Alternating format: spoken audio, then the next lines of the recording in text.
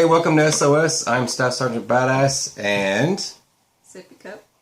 And we're here to talk to you about, well, you can call it whatever you want to call it. You can call it a med kit, you can call it a IFAK, you can call it a bag for your loadout, you can call it whatever you want to call it.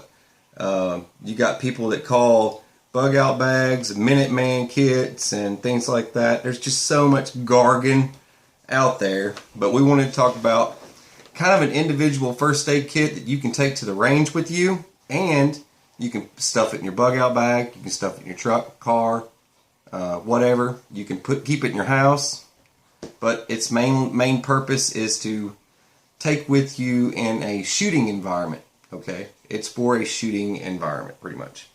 Alright, and the bag that I use to put all this gear in is made by Red Rock Outdoor Gear. Their name's right there on the back, you can look them up. But this is a perfect little bag to stuff all this stuff in, and it's got perfect little hoo-haws and hula hoops in there for you to stuff all your gear in. And Sippy Cup's going to get into it now. I have no idea about that stuff, so it's her turn.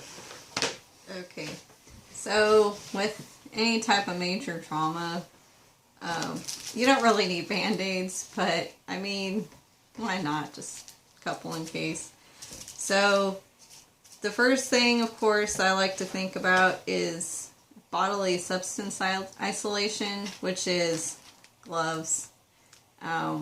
Make sure they fit nice and tight, because if you put on gloves that are really loose, you're not going to be able to grip because of all the blood coming out and everything. It's going to be hard to be able to do the necessary bandaging that you're going to have to do.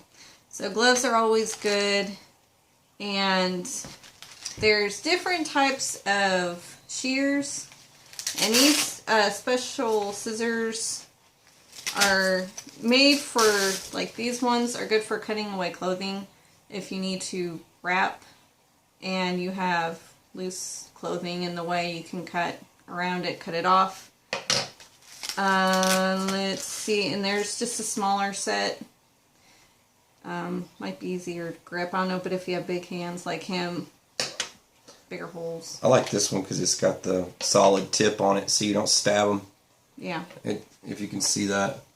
It's meant to press against the body if you need to while you're cutting. Yep. And also in this one, there's these little guys. You find these mostly in suture kits, but it's good to use these kind of like tweezers. If you find pieces of shrapnel in the wound, don't use your fingers, use the grippers, because these will be able to grip onto it and you can pull it out without poking it more into their skin. And of course, when you're doing a tourniquet, you don't want to have any shrapnel that's going to embed deeper into those blood vessels. You got some tweezers in there too, I think, in this kit. Yeah, you have those tweezers. Yeah, and then but that's if you don't have tweezers and you have just a pair of scissors by chance. Then you got a light pin, and this is pretty standard with this, and I think there's some magnetic end on the other side. If you need light to see deeper. But I mean, you're not going to really be using that because you're going to be too busy trying to stop bleeding. Yep. So, first thing that you're going to want to do is, of course, you got your quick clot.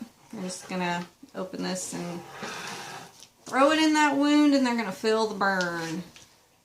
And let's see. I mean, we have iodine packets in here. But if it's an open wound, you're not going to be too worried about disinfecting it. You're just going to want to basically get in there and stop that bleeding. So I don't carry too many of these little iodine packets. So the big thing you want to do is, if the deeper the wound, the more gauze you're going to want to shove in there. That will help keep the blood from pouring out, and that way your natural body clotting factors will be able to stay located in that area and hopefully do its thing. So there's different types of gauze for different areas of the body. You have your abdomen pads, of course, which are going to be more square for center body mass. Or you have your elongated pads for more of arms. If you need to go up on the shoulder, or if you want to wrap around, you can do that without taking too much space. But this is just tips, ideas. This isn't any type of medical instruction. Just kind of throwing some. We're gonna have a disclaimer in the section below, description block below. Yeah, so For it's all it's just more ideas, kind of to give you creative thinking. We're not really giving medical advice right now. It's more of a tips on most of this stuff, on what we have in our kit. So this is scenarios of what could happen and what might work best for.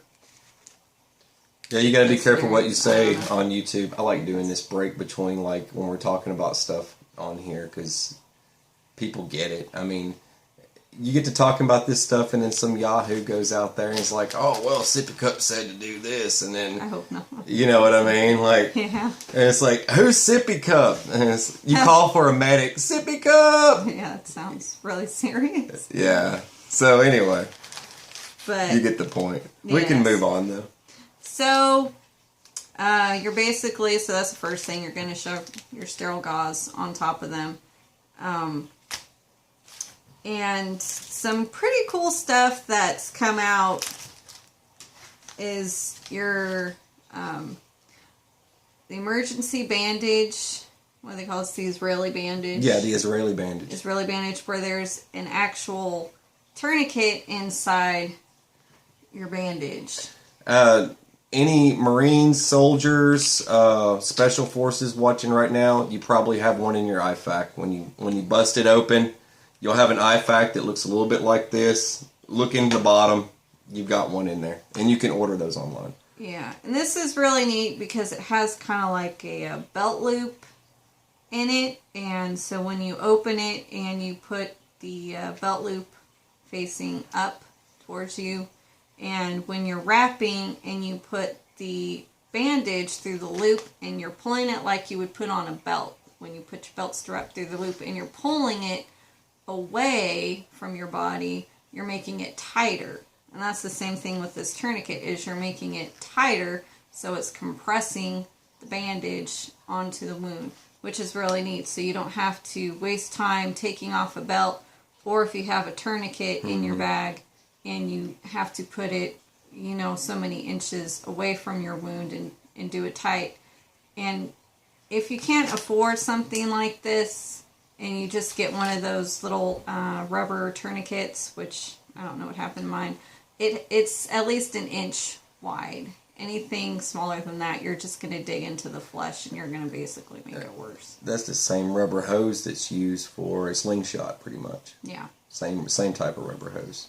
Yeah, so. But I always see people doing these shows now. When I was in the Marines, we had in our IFAK 2 of these. We would have 2 of these in there, and a lot of people had no idea, the whole ordeal with this. All right, and then people would carry. This is what I'm going to cover. This part here. Mm-hmm. This isn't part of the kit. All right, this is just something you'll see Marines and soldiers carrying. This item here up high, right? And it's a tourniquet. You've got your time, date, ordeal. You move it over here and you write your time and date, yada yada. Your quick disconnect that would come on it. You flip this over here and then you pop this guy out right here, and then you've got your doodad and it turns into this, right? You attach it to the human being and you've got to grab the red tab. I love how they mark this red tab so that you can find it. But you rip this sucker here and you yank it tight, and then when you get it in place, you twist and then twist until you get it where you want it, and then lock it into place. Write your time and date, yada yada. Now they were trying to steer clear of a lot of this stuff because it's confusing, right? Does this thing not look confusing? Right. It's really confusing. Now, at major surgeries, like I went in for major surgeries multiple times, And they would put these on me, and in certain situations where they were operating on me. But all you need is something like this. The Israeli bandage is all you need. I mean, for the most part. Or a belt. Or a belt. I mean, you don't need to get fancy. This is about trying to save some money, but you don't want to go too cheap on your medical stuff. You want to get stuff that's useful and actually works for something. This looks cool. You'll look cool as heck at the range wearing this around. Dude, what's up? Yeah. Special Forces? Yeah. SEALs, baby. You know what I mean? People pretend, and I don't know. You know what I'm saying. Those guys that open up tack packs every few days, they get them in the mail. Those guys, they would sport something like this. You know what I mean? Come on. You don't need it. Keep it simple. Yeah, no, and he was talking about writing the time and date. Physicians or nurses, whenever you take somebody to the emergency room, they just like to know the time and date. But I don't think too many people are going to remember that in the back of their head to put, the time and date on somebody's. We usually write them on the forehead when I was out in the field.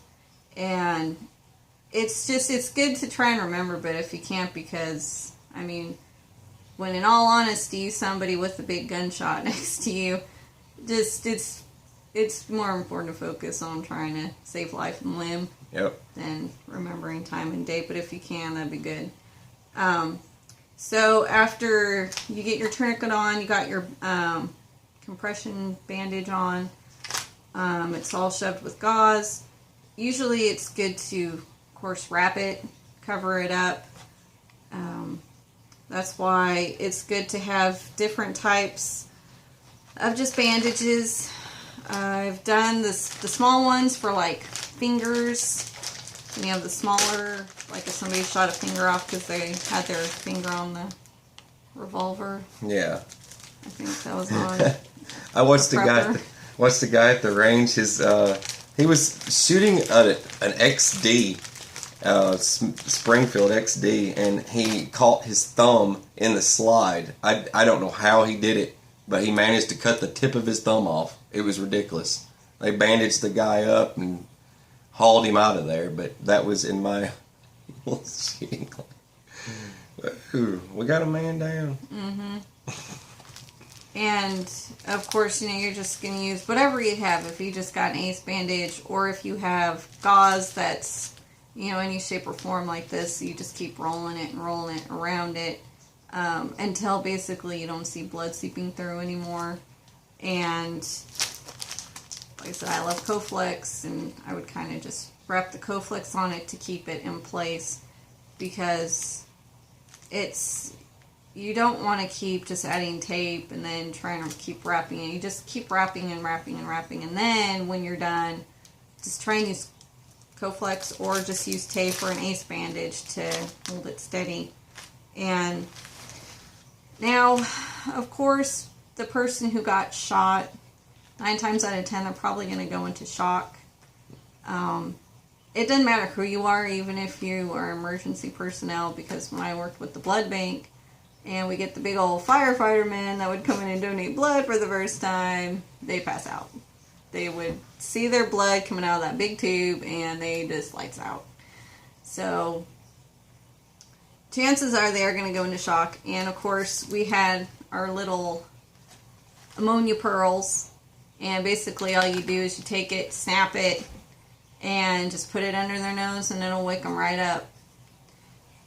And cool packs. Usually you just, same thing, crack it open, put it on their forehead, their armpits, or their groin area, the back of their neck. That kind of helps keep them too, because you don't want them to faint and stay passed out. So that's just a little tidbit information on that. And that's pretty much it. For trauma, the important thing is just apply pressure, keep pressure on it, keep the limb elevated if possible, and, of course, call 911 and get them to the hospital. Always go to a hospital, right? Yeah. But now this is perfect for, like I said before, was that it for your spiel? Mm-hmm. You got anything else? Not that I can think of. But this is perfect little kit. I mean, you put all this in this little bag. It's not very thick. Not a big deal. Right? About yay much on me. You could wear this freaking scout style behind your back. Right?